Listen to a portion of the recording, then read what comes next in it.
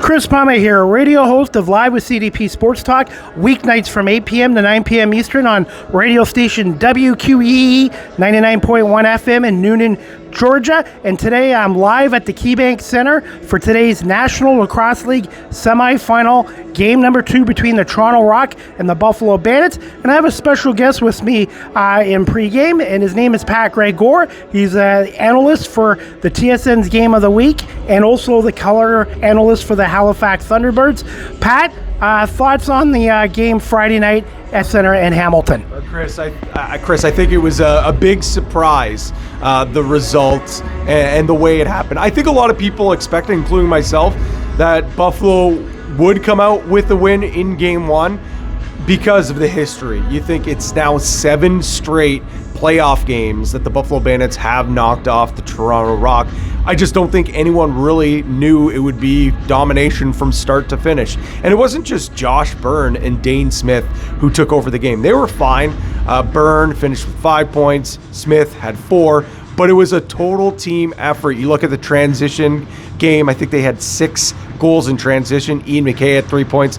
Kyle Buchanan had 4 points. The defense was phenomenal. Blocking shots, forcing the Toronto Rock to miss the target 35 times, which is just unheard of for Toronto. And of course, Matt Vince, aging like fine wine, 53 saves. Truly a front to back all around team performance from the Buffalo Bandits. What have you seen different from the Bandits in the last month from most of the regular season where they had their ups and downs and faced some adversity? You know, I think a big thing is the fact that they're healthier on the back end, but they also made a couple really key pickups. Paul Dawson has been just a massive addition on and off the turf. He's a veteran.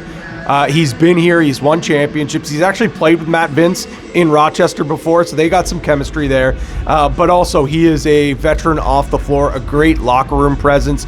Connor Farrell has been phenomenal at faceoff. Really a nice spark plug for them. And then Adam Bomberry, he's a guy that was on this championship roster last year, but he comes back into the fold, another hard-nosed veteran. So the defense just looked a lot better. That alleviates some stress off the offense. So once you kind of formulate that together, and let's be honest, this Buffalo Bandits team, them winning the championship last year, has just elevated their confidence even higher. I hate the word championship hangover. It's overplayed, it's overdone. I don't think that was really the case with Buffalo. I think it was more injuries. Now they've got that chemistry back on track. They've got their confidence on track, and that's what you're seeing, the fruits of their labor coming here today. Hey, Pat, for those who are watching this, can you explain to my audience about the one goal that was disallowed by the Rock, and then Buffalo took advantage of it and made it 4-0, and that was a huge turning point in the game as far as I'm concerned? It really was, and I know it was not close after that moment, but if you think about it, at that point, we were thinking that it was a 3-1 game. The Rock, Tom Schreiber, rips a beautiful underhand shot, beats Matt Vince over the shoulder. Toronto starts to celebrate, and all of a sudden the ref calls off the goal. Turns out Chris Boucher, one of the forwards for the Toronto Rock, actually was in the crease. So it was waved off, and great heads-up work by rookie Zach Belter, recognizing that the call was overturned. Toronto was kind of caught, didn't know what was going on. Guys running to the bench, guys are running back. He noticed right away before anyone else did. He booked it to the Bandits bench. That freed up space. Get Chris Cloutier out on the floor. Just a little outlet pass, breakaway, boom. And from going from 3-1, thinking Toronto's back into this game, all of a sudden the momentum's ripped out of their hands, and they're now down 4-0. I don't think the Rock really recovered from that moment on.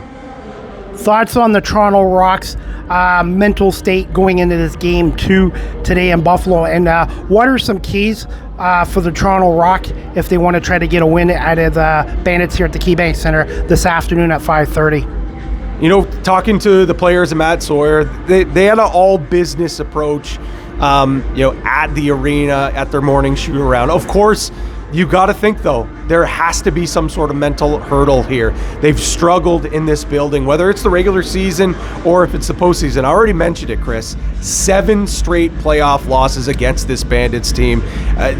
It's that boogeyman in the closet. We see this in sports all the time. Some teams just match up better against others. This Bandits team has their number. They have to figure out a way to make these adjustments. They had really no in-game adjustments offensively. The Bandits continued to block shots, they continued to pick off passes, and Toronto continued to settle for low percentage shots that Matt Vince wanted to see. What they need to do, one of the keys, I think they got to get the transition offense going. Challen Rogers is actually going to be playing more of a defensive role, which leads me to believe they want him to push transition. He's one of the best transition players in the game. He's been playing more of a forward role this year because of all his offensive skills. But they're going to use him out the back door. He's a great defender, but he can push transition. The other one is you have to somehow spread out this Buffalo Bandits defense. They love to pack it in. You see sometimes 2 defenders in that crease ready to block shots. So they got to do a better job spreading out the offense, spinning the ball, get to the inside of the floor, force Buffalo to slide from where they want their defenders to be, and give up shots that Matt Vince doesn't want to see. It's a chess match, Chris. A lot of people think lacrosse very similar to hockey because it's inside the arena. There's a lot of similarities to basketball. There's a lot of similarities to football. It really is such a strategic game. I know these guys are creative and a lot of things happen on the fly. Both these coaches today, especially Matt Sawyer, has to put his head together to think of some sort of better game plan to solve this elite defense. And of course, Matt Vince, one of the greatest, if not the greatest goaltender to ever play box lacrosse. Pat, before we wrap this up, who is going to be an X factor for the Rock today and for the Bandits? And do you think this Bandits team might come into this game a little overconfident after manhandling the Rock Friday night? Is there any chance that John Tavares, this team might just be a little ahead of themselves, or do you figure they're going to be focused for this game? This was a really focused group this morning, and you mentioned John Tavares. He made it evidently clear that this Toronto team is going to look completely different. They know that the effort that Toronto gave, it's not going to be the same. They know Toronto's out here hungry. It's do or die for them. This is their entire season on the line. There is no complacency in that locker. Yes, they're confident. Yes, they're feeling great about their win, but they know they have to continue on and not allow this game to get in 3. Buffalo wants to finish this series here tonight. In terms of X factors, Chris, we'll start with Buffalo. I think he was an X factor last game. I'll say he's an X factor again today. Ian McKay. He's a Swiss Army knife. He can play all over the floor. He's on your face-off team. He can kill penalties. He can play offense. He can play defense. He had 3 points last game. And I think one thing that Buffalo was able to expose with Toronto is their inability to get off the floor quick enough, and I think the transition game could really be a key piece here. On the other side with Toronto, Dan Littner is likely going to pop into the lineup, meaning that the Rock are obviously with Challen Rogers out. Littner goes in. He's a guy that really does a good job getting inside, scoring on top of the crease, getting those loose balls.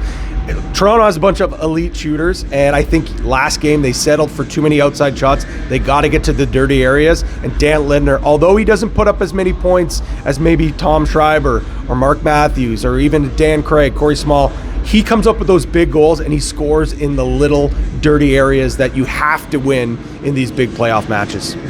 And finally, Pat, before we wrap this up, thoughts on Albany stunning San Diego in Game 1, and what do you expect to see from San Diego today in a must-win for them on the road in Albany?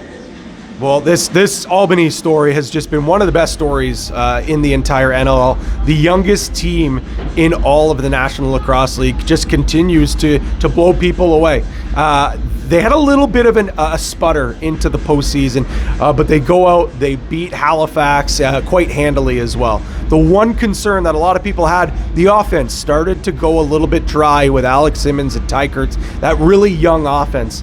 But against San Diego, man, they were athletic. Their speed killed, and they were stinging all their shots from the outside. That's the one thing with this Albany team. They live and die by the outside shot. When those outside shots are sinking, they can beat any team in this league.